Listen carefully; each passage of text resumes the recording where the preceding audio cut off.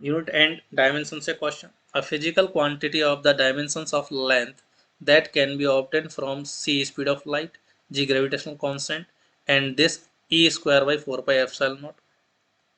हर एक के बारे में बता रखा है हमको। तो बोल रखा है कि हमारे पास इन चारों में से, ये चारों ऑप्शन में से हमने क्या किया, हमने बेसिकली इन तीन क्वांटिटीज को काम में लेके एक ऐसी क्वांटिटी बनाई है जिसकी डायमेंशन लेंथ आनी चाहिए। पहले तो इन इन तीनों की डायमेंशन निकाल लेता हूँ। तो स्पीड ऑफ लाइट की डायमेंशन क्या होती है, मीटर पर सेकेंड। जी है ग्रेविटेशनल फोर्स कांस्टेंट, इसकी डायमेंशन पहले निकाल लेते हैं चलो। तो अगर ऑलरेडी याद है फिर तो काम और भी आसान हो जाएगा, फिर भी मैं सारी कहानी एकदम डिटेल में बताता हूँ ताकि हर एक चीज़ समझ में आए। तो लॉ ऑफ ग्रेविटेशन बोलता है कि फोर्स होता है G m1 m2/r²। तो यहाँ से जी की यूनिट आ जाएगी न्यूटन मीटर स्क्वायर पर केजी स्क्वायर।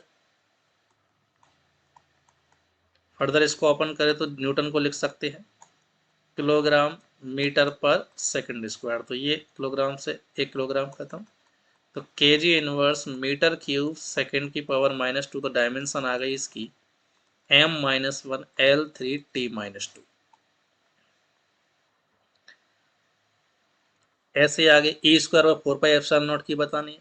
तो ई तो हो गया हमारे पास इलेक्ट्रॉन का चार्ज। तो ई स्क्वायर की तो हो गई कूलाम का स्क्वायर, और कूलाम को लिख सकते हैं एम्पियर इंटू सेकेंड। तो ये बन गया एम्पियर इंटू सेकेंड का स्क्वायर। यह 1/4 पाई एप्सिलॉन नॉट। तो इसकी भी यूनिट निकाल लेता हूँ मैं। तो इलेक्ट्रोस्टैटिक फोर्स अगर अपन लेके कूलाम लॉ से, तो फोर्स होता है 1/4 पाई epsilon not into Q1 Q2/r²। तो यहाँ से एप्सिलॉन नॉट की बजाय पूरा ही 1/4 पाई एप्सिलॉन नॉट की यूनिट क्या हो जाएगी, तो ये हो जाएगी हमारे पास 1/4 पाई एप्सिलॉन नॉट की यूनिट न्यूटन मीटर स्क्वायर पर कूलाम स्क्वायर, जहाँ कूलाम को लिख सकते हैं एम्पियर इंटू सेकेंड का होल स्क्वायर। अब ये वैल्यू पुट करते हैं। तो 1/4 पाई एप्सिलॉन नॉट की यूनिट यहाँ सीधा रख देते हैं अपन। तो न्यूटन मीटर स्क्वायर अपॉन में कूलाम स्क्वायर। तो देखो कूलाम स्क्वायर से तो कूलाम स्क्वायर खत्म, तो ये न्यूटन इंटू मीटर स्क्वायर ही बच गया बस।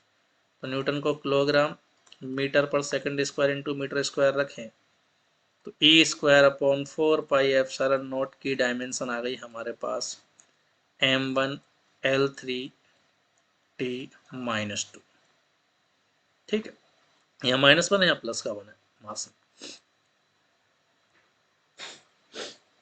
अब ये तो हमारे पास इन तीनों चीज़ों की डायमेंशन आई है। हमसे पूछा है कि इन तीनों को काम में लेके हमको लेंथ की डायमेंशन बनानी है, मतलब इन तीनों को साथ में लेके हमको एक ऐसी क्वांटिटी बनानी है इसकी डायमेंशन लेंथ। तो मान लो वो क्वांटिटी x है, या मान लो वो क्वांटिटी हमारे पास कोई y, y की जगह इसको मैं p मान लेता हूँ। इसकी डायमेंशन लेंथ के बराबर है, और इसको अपने इन तीनों से बनाया है। तो इनकी पावर मैं मान लेता हूँ कि स्पीड ऑफ लाइट की पावर है x, ग्रेविटेशनल फोर्स कॉन्स्टेंट की पावर है y, और e square upon 4 pi epsilon naught की पावर है z। एक बार एक्स वाई जेड आ गए तो सीधा सीधा मैं इस लेंथ को इन तीनों के टर्म्स में रिप्रेजेंट कर दूंगा। अब रखते हैं जरा। तो हमारे पास p, तो लेंथ बनानी है अपन को क्वांटिटी, तो इसकी डायमेंशन तो हो गई लेंथ की डायमेंशन। c की ऑलरेडी डायमेंशन पता LT-1, g की ऑलरेडी डायमेंशन हमने फाइंड कर रखी है, और e square upon 4 pi epsilon naught की डायमेंशन भी हमको ऑलरेडी पता है। फर्दर सॉल्व करें यहाँ से, तो यहाँ से m में मास की डायमेंशन -y हो जाएगी, और यहाँ से z/1 से z आ जाएगी। लेंथ की डायमेंशन यहाँ से x, यहाँ से 3y, और यहाँ से 3z। टाइम की डायमेंशन यहाँ से -x -2y -2z equal to L⁻1। अब इक्वेशन को करेक्ट होने के लिए LHS और RHS में अगर बेस सेम है तो पावर भी सेम होनी पड़ेंगी। तो LHS में अगर मैं ध्यान से देखूँ तो कोई भी मास नहीं है, मतलब मास की पावर 0 है। तो RHS के लिए भी मास की पावर 0 होने पड़ेगी, तो मतलब y और z की वैल्यू बराबर, एक चीज़ तो पता लग गई। साथ में यहाँ टाइम भी नहीं है, लेंथ की पावर 1 है तो यहाँ भी लेंथ की पावर 1 होनी चाहिए, मतलब x plus 3y plus 3z equal to 1 होगा हमारे पास। अब y और z भी बराबर, तो दोनों को बराबर रख दे, तो x प्लस z की जगह y रिप्लेस कर दो, तो 6y इक्वल टू 1। एक इक्वेशन ये आ गई। टाइम की पावर को देखें तो यहाँ टाइम की पावर 0, इधर टाइम की पावर है हमारे पास -x -2y -2z। तो 0 इक्वल टू -x, वाई और जेड को बराबर रख दे तो -4y। ठीक है, वेरिएबल्स को फाइंड करते हैं दोनों इक्वेशंस को। यहाँ से x की वैल्यू कितनी आ रही है हमारे पास -4y, इसकी वैल्यू यहाँ पुट कर दो तो ये आ जाएगा -4y plus 6y equal to 1, तो 2y इक्वल टू 1, तो y की वैल्यू तो आ गई हाफ, तो z की वैल्यू भी सेम हो जाएगी। x की वैल्यू फाइंड करने के लिए यहाँ पर अपन हाफ रखते हैं तो x की वैल्यू आ गई -2, सारी की सारी पावर आ गई है, तो क्वेश्चन खत्म हमारे पास। देखना जरा क्या आएगी वैल्यू।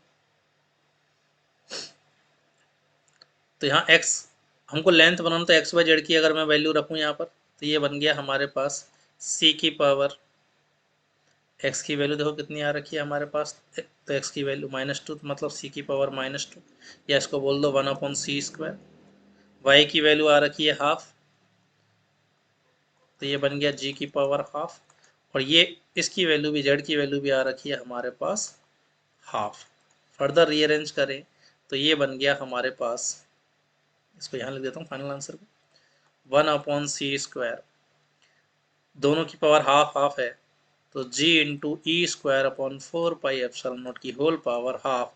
अब ऑप्शन मैच करते हैं तो हमारे पास फर्स्ट ऑप्शन ही हमारे पास करेक्ट आंसर हो गया। ठीक है, तो 23 का करेक्ट आंसर हो जाएगा। अब देखो, जब ये क्वेश्चन हमारे पास एग्जाम में आएगा तो नो डाउट ये अच्छा खासा टाइम इस तरीके से अगर हम सॉल्व करेंगे तो कंज्यूम कर लेगा। तो डेफिनेटली यहाँ मैं एक्सपेक्ट करता हूँ कि जब नीट में क्वेश्चन आएगा उससे पहले हमारी थोड़ी सी प्रॉपर प्रैक्टिस हो रखी होगी, तो डायमेंशन निकालने में इतना टाइम हमको नहीं लगेगा। सी जी की और साथ में एप्सिलॉन नोट की भी डायमेंशन हमको और याद होती है, तो ये काम काफ़ी फास्ट हो जाएगा। अभी डिटेल्ड सॉल्यूशन अपन देख रहे हैं, इसलिए मैं एक एक चीज़ डिटेल में आराम आराम से एक्सप्लेन कर रहा हूँ। ठीक है।